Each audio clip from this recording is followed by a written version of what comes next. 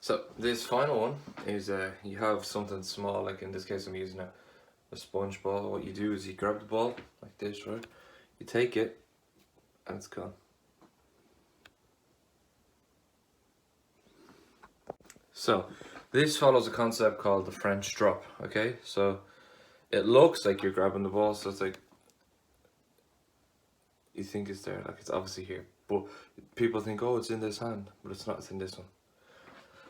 What you do is you have to pinch it between your thumb and your middle finger on either hand, and what you do is you reach around with your other hand. Now I don't know if we can get a good angle, but if I grab like that, what I do is I pull it into my hand and grab my thumb, but from this angle what it looks like is it looks like I'm taking the ball. Now I usually use a sponge ball because you can pinch it here, but you can use coins or whatever. And the most common thing to be seen done is when you take it, you pull the other hand away. So I'll stand back a bit just so you can see. I have pockets here, but when you pull the hand back, people are focused on this hand, but you just throw something in your pocket there. And not many people notice this. But they'll focus on this hand and you go. And then you go, if I reach into my pocket, take out a sponge ball.